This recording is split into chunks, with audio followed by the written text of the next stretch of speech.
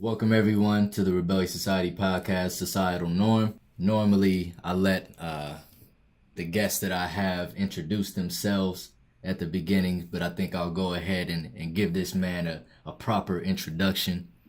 I met this person who is on this podcast today, going on, I think it was like 9 years ago.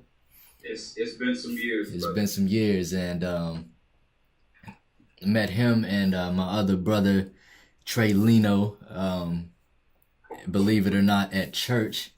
And I was brand new at this church, and one of the youth leaders took me to meet this person, and they were like, I have the perfect person for you to meet.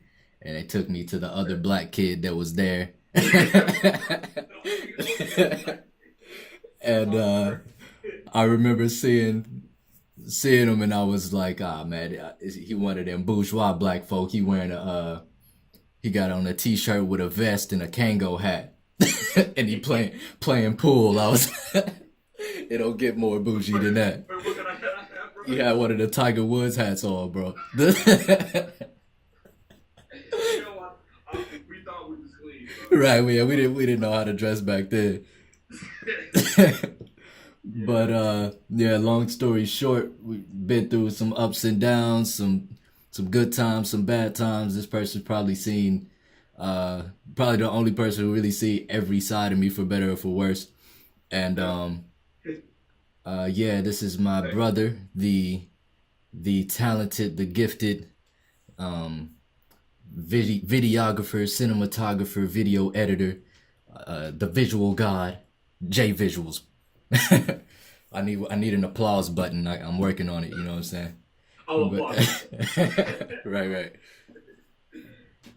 Yeah, it's lit though. It's lit. I'm happy to be here for real. Really excited about the Rebellious Society podcast. You know what I'm saying? Been my brother for a long time. We talked about Rebellious Society growing up as kids. We was first getting into the media and everything like that. We was like, yo, let's make a movement. Let's do something. And now it's crazy. Y'all finally starting to see it come together exactly how it was talked about in the beginning.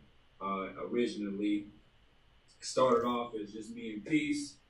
Peace got to taking over Rebellious Society, started recruiting new people, getting everyone involved, and now you see where it's at now. So it's a real big blessing, a real honor to be able to be here now and to speak to everybody and put on for my boy, man. So yeah, man, I appreciate it. Rebellious Society podcast. Let's get it. Indeed. Yeah, so I guess the best place to start is always at the beginning. So it was just one random night. We was in the car after a long conversation, and you were just like, let's do something. let's start a movement. I think that's exactly what we said too. I think that's literally right. That's as specific as it got. Like, we was probably listening to what, K-Dot or something. We was like, probably. We gotta do something, bro. That's it. So it's wild too because a lot of people probably don't know this, but this man that you see next to me here, he's actually the real reason, that the real guy that got me started into videography and all that, real heavy. Because I didn't even have a camera at first. He had the T3R. You brought home the T3R one. What was it, Christmas or something like that? It was a graduation gift, yeah. Oh yeah, there we go. High school graduation. And I remember he brought it. And he was like, "Yeah, look what I got, bro." And I was like, "What's this little thing?" And I fell in love, and ever since then we've been real strong into just the videos, photography, all that. You used to see us post on Facebook, Instagram. We post every time we went out. We just have a little photo shoot, something. And yeah, now niggas, can we curse? We can't curse. Yeah, no, you whatever. Minimum. Okay, yeah. Well, in that case, seriously though, it was that started all of it, and yeah, man, like it's like this guy was really the real reason why I got started into this stuff so heavy. I had no idea I loved cameras until I had his, picked it up, started messing with it. So. Thank Adrian for Jviiisuals. Yeah, man, it's crazy. we'll get into that later. But so we started off, and we spent. I remember so vividly, partially because our AC. You were living with me at the time, me and my parents, and it was a day that our AC went out. So we had the windows down in the house, or up windows up in the house, and we upstairs trying to plot some things, trying to figure out what we about to do. And we came up with the name. You came up with the name. You want to tell everybody what it was? Don't laugh at me, y'all. Old name. This is the old name for Rebellious Society. We used to call it Rebellious World Changers. Yeah, RWC. It just roll off the tongue like Rebellious Society. So Rebellious World Changers. We had the symbol for it. It was what? It was how you like RWC. I was something like that. Yeah. Yo, we was hot. Yo. Right. We was the coolest. Yeah, so we started that RWC, put out a little video that you will not be able to find on on any platform. Don't go for these. Right. And yeah, so we didn't really, I guess, I don't know, did we really have much of an idea of what it was gonna be at that time? I think at the time it was more just like a broad. We had a general idea of what we wanted. We just didn't know any of the know-how or the steps to actually get there versus now. So yeah, man, it was definitely like at first it was really just a general idea. We was just like, okay, yo, well, we do music, we do photography, art, visuals. You know what I'm saying? I know me and you, we was already into all the drawing, all the sketching, all the other just little subliminal stuff but all based around just art, period. And we ended up taking it to the next level, man. But at first it was just, okay. So we want to get a team of people, like-minded people that's cool with just like seeing kind of where just entertainment is at. And we're just going to be the ones to be like, F that, we're going to do it our way. Yeah. Boom. So it's kind of like the whole, it's like the whole image of, the upside down pyramid and stuff like that, which came from you. Like, that's what that is all about. Just saying, like, now we're going to turn this thing upside down and go a different route with it. Be rebellious. Yeah. Even to this day, a lot of people will see the logos and whatnot and be like, oh, y'all on some Illuminati stuff. Yeah. My response to that is yeah. you right. For real, yeah. We get initiated. Yeah.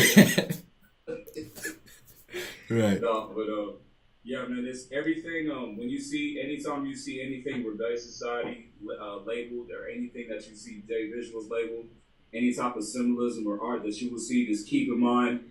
A lot of it, and at the same time, a lot of it is up for interpretation. So y'all see it, take however you want to take it from. But we ain't on no just occult stuff. That ain't what it is, man. Right. And like everything, every symbol that you see represents something real, something personal that we created. So none of it like we didn't just see stuff on the internet and was like, yo, okay, we gonna do that. You know what I'm saying? Everything was thought of completely from scratch, and everything is definitely authentic, and it all has meanings. Even like you'll see on the social medias with like Adrian, you catch Adrian on social media. It's Adrian Peace with 3 eyes in the beginning of his name. Yeah. And I got Jviiisuals with 3 eyes. I don't know if people peep onto that, but like, and a lot of people say my name wrong. Jviiisuals with 1 eye, whatever. Yeah. Say Jviiisuals is 3 eyes every time, and there's meaning behind that. I feel like we ain't even gonna have to get into all. That time will come. All that, yeah. But definitely there's meaning there, so just keep that in mind when you see Adrian as a creator, when you see me. Indeed. So I want to take a break real quick, and then we'll come back and we'll jump ahead a little bit and get into some more of the history of Rebellious Society. Try to balance on the bars, it's a fee for the taking. I see the seat is still vacant. I put some G's in the cake, and you know that baker been baking. That bacon skillet been popping. I told the squad when I make it, I'm taking all of the shopping. I put them all in a suit, then buy my mama a Benz. I've been steady focused, y'all depending on trends. Do this for respect, I don't do this for friends. I'ma get that bread, break it down for my ends. So go on, break it down. Go on, break it down. it down. Okay, go on, break it down. We're getting ready to get into skip ahead a little bit. We made RWC. At that point, it's as long as it was RWC, I think it remained just you and me, right?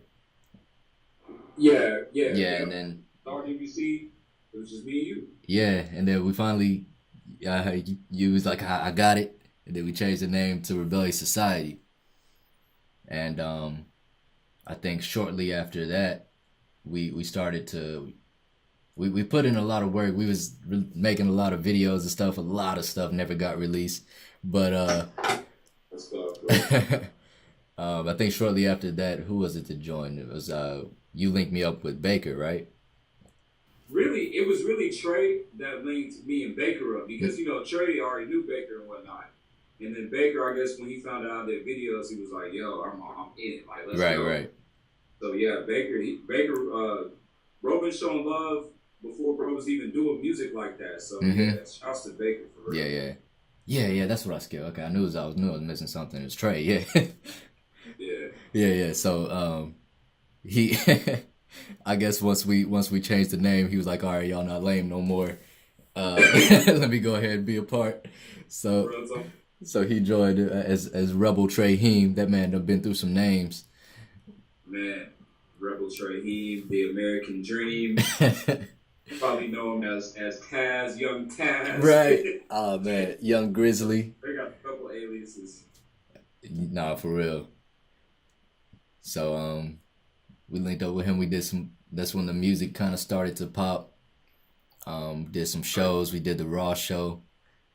The Raw show that was life changing shit. Nah, for real. That was when it felt like. Now go ahead. Yeah, I was gonna say that's when we was really like, man, yeah, we can do something with this. I remember the Raw show. I can go back on Snapchat and look at the old videos. Not Snapchat, but like in my log, I can look at the old videos from that show and see like how much energy it was, man. Yeah. Even so this. Young, but we just thought we was on top of the world. Let me tell you something about Trey. Yeah. For those of y'all who know the old Trey, like the Trey before Trey Leno, you know that man a little crazy.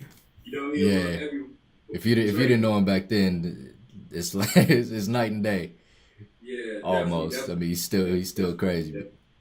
Bro, mad talented though. Bro's been had the vision for a long time, and he's still just mad, just innovative. So yeah, shouts to Trey for real. Shouts to Trey Leno, but Trey kind of like he was in the squad. He was definitely part of Rebelliousosociety, but like I feel like bro was always on his own stuff. You know what I mean? Right. He was trying to do his own stuff, and he wasn't really worried about a team like that. So like, but when it was kind of like finalized that he wasn't necessarily like he was an affiliation, but he wasn't actual Rebelliousosociety. That was around. I think it was around the time y'all pretty much dropped No Worries and whatnot. Mm-hmm. I think around that time, if I'm not mistaken. Or either around that time or Say No More. Yeah, that's right. I think it was No Worries. Yeah, we had a lot of members come and go throughout. It was Marcus. We had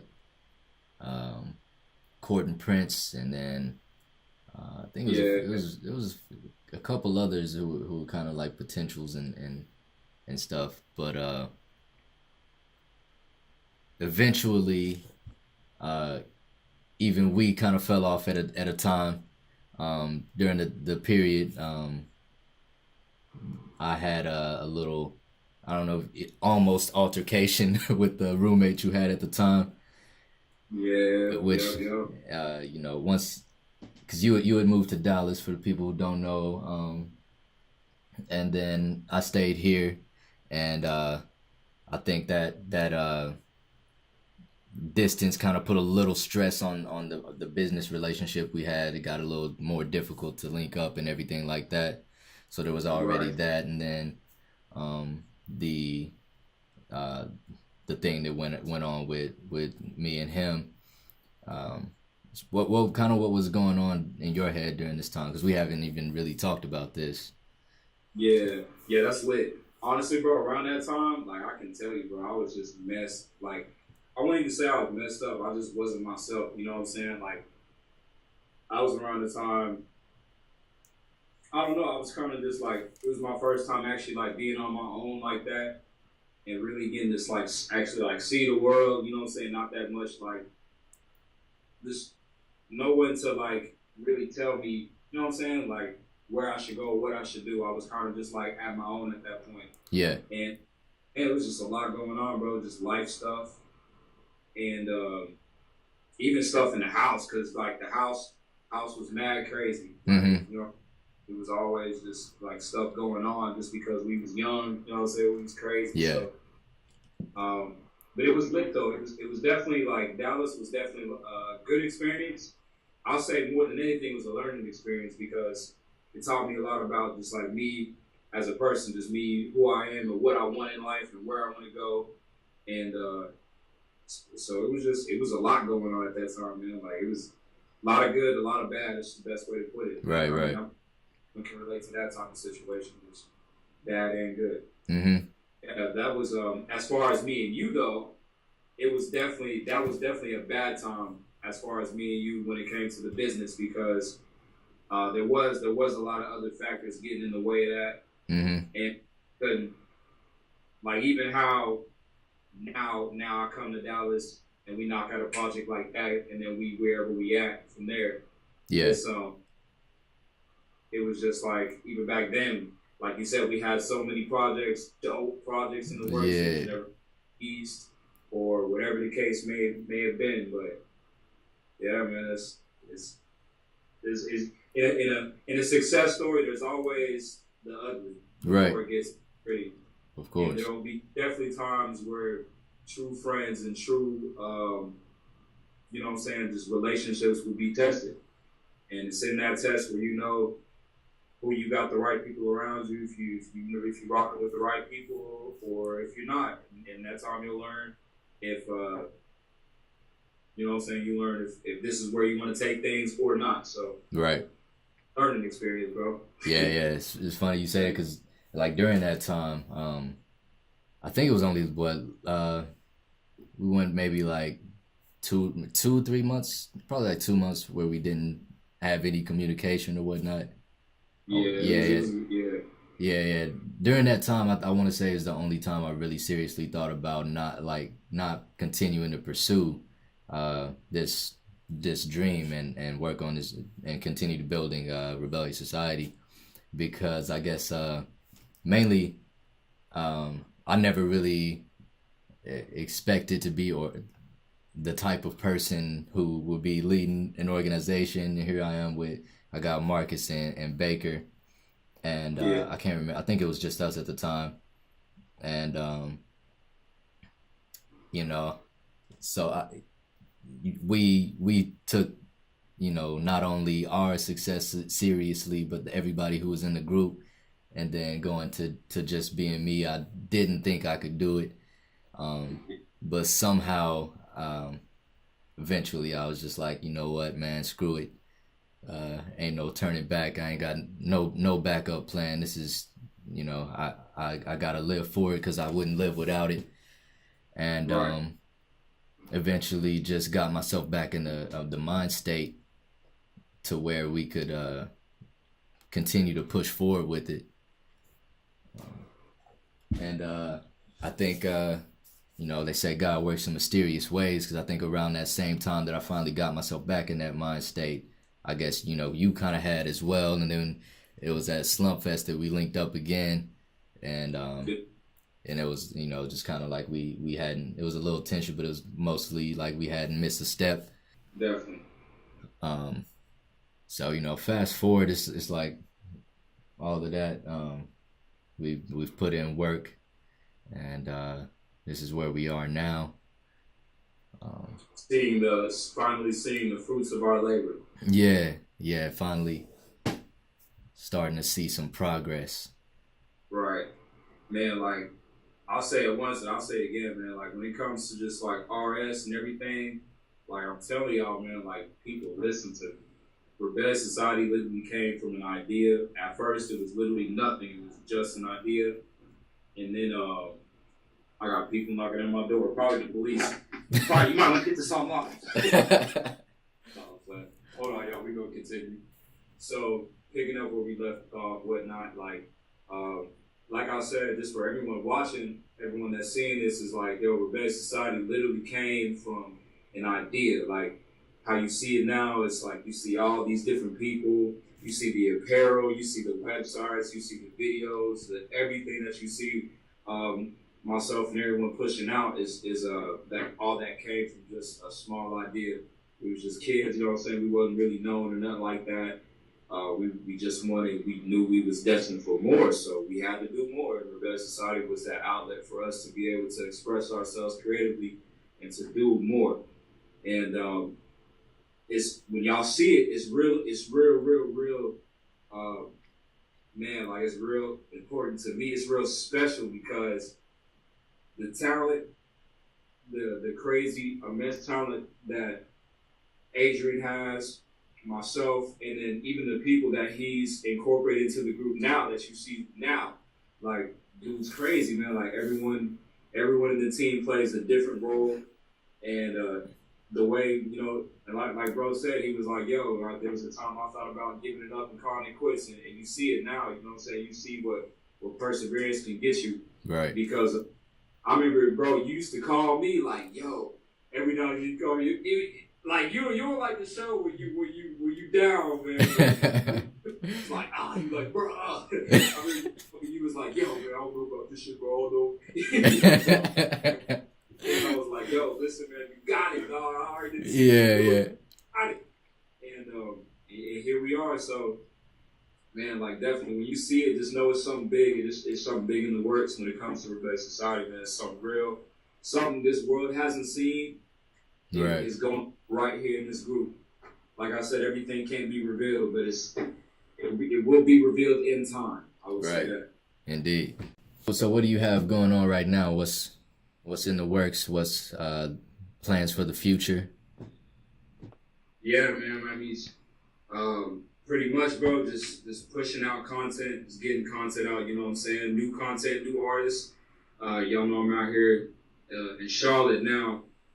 Trying to make it shake, you know what I'm saying, bring in some of the Dallas culture that I've been, that we've accumulated, taking it here, bringing some of the sauce down here, you know what I mean? So, we down here making it work, bro. It's just been, it's been great. Like, it's been great, definitely, to, like, get out and, you know, kind of, like, adapt somewhere different, somewhere I'm not really necessarily used to. Mm-hmm. It's great, like expanding and building and, you know, meeting new people and shooting with, you know, different creatives and everything like that. A lot of big thing about Jviiisuals and like how I work and how I shoot is a lot of the times you'll see the videographer trying to link with the dude that everyone know, you know what I'm saying? And I'm all for that. I ain't prejudiced on who I shoot like that. If you got a vision, I'm here to help you get it out. So that's me. That's my goal. But a lot of the times I can't just, a lot of the artists that I work with are creatives, you know what I mean? And a lot of the artists I work with are immense, you know, crazy, talented people that I feel like people should know. Mm-hmm. So a lot of, you won't necessarily see me shooting the 21 Savages or shooting the Drakes all the time. You'll see a cat that you may never heard of, right? Right. I just feel like a lot of the people I shoot, I don't just, you know, it's business for me, but at the same time, like, I really do believe in the people that I work with. I believe in their vision. I want to see them make it just as well. I want to see myself succeed. So, you know what I'm saying? Like, anything I'll drop, all the work I'll drop, I might space it out, you know, a month at a time. I might drop a project and I'll drop another one for a good 3 weeks, you know what I'm saying? But just for every time I drop, it's going to be crazy. It's going to be something you ain't seen before from me. And it's going to be different every time, and it's going to keep going up, man. Like, I can definitely attest to that, having seen the progress in your work from from video to video, seeing it elevate. So like, what's some tips you can give, or just like some what have you done to continue to elevate and push forward as a videographer? Man, you gotta it's just like an artist trying to come up or a business owner trying to come up, anything, man. It's highs and lows. It's crazy. You know what I'm saying? There's gonna be some tough times. There's definitely gonna be some times where you feel like ain't no way this shit gonna work. Mm-hmm. But you gotta pull through, man. You gotta persevere. The thing, and I'm a firm believer in this, the thing that separates the winners from the losers, and it is more than just perception. I don't want y'all to think my perception of a winner is someone that would be, you know what I'm saying, got the nicest clothes, got the chains, new whips, all that, you know what I'm saying? That's not what success is to me, and that's not what I describe as success. But I feel like people, what separates the successful people from the people who aren't is just what you do in the times of struggle. Like, do you fall? Do you fall back? Do you get discouraged? You cry about it? Or you get up and you keep going? You figure out, okay, I'm in this situation. What can I do to make it better? What can I do to get out of it? Or, you know what I'm saying? You got to know how to weigh your options, definitely. You got to understand that everything that happens is most likely for a reason. Don't nothing happen to you that just wasn't meant to be. If you get struck with some bullshit, it's probably an obstacle or a test that's been put for you to hurdle over and for you to overcome. But once you've done that, then you've reached the next level. You know what I mean? So, and that's just in life. As you get older, the struggles and the problems you face may grow, they may increase, but that's because that's just what you was built for. So you getting it, you gotta dish it out. Right so on. My advice to just any videographer, man, just stay original, stay true to your art. Don't try to mix your stuff up just because you feel like someone might not like it. You know what I'm saying? Just do what you feel is best, and always stay current just with what you see. You know what I'm saying? Always be looking for kind of like the new niche of what people like, the new wave, the editing styles, just cinematography, all that shit. Just pay attention to those things because as you can see, kind of like the rap game, it's changing. You know what I'm saying? Like, things is changing. You got Right. Cole Bennett out versus having Spike Lee back in the day when all that was, it was just the opening bars. Yeah. Who maybe got a little Ashton Martin with a thick model to the side. You know what I'm saying? And now it's craziness. It's like you coming into a shot and it's like kittens all over the screen.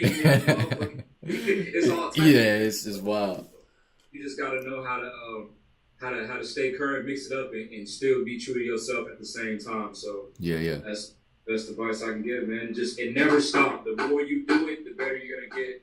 If you love what you do, just never stop doing it. Do it at any given opportunity you can. Shoot at every opportunity. Shoot at all costs. Yeah.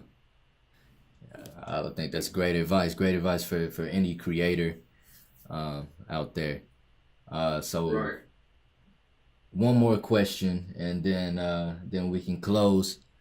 I just very serious question here. If you don't feel comfortable answering this, just let me know. But I just want to know who your favorite rapper is. You know what I'm saying?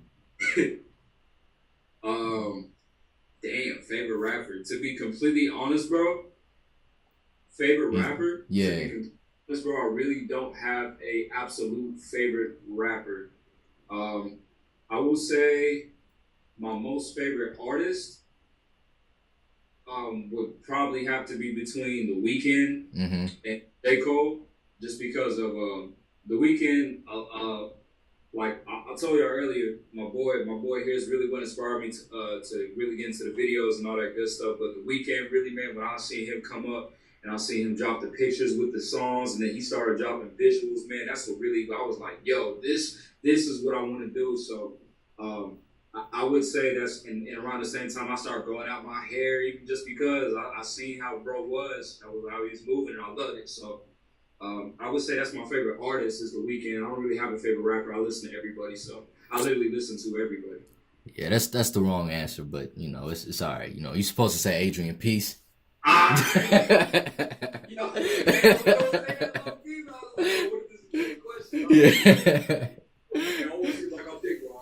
No. I feel that.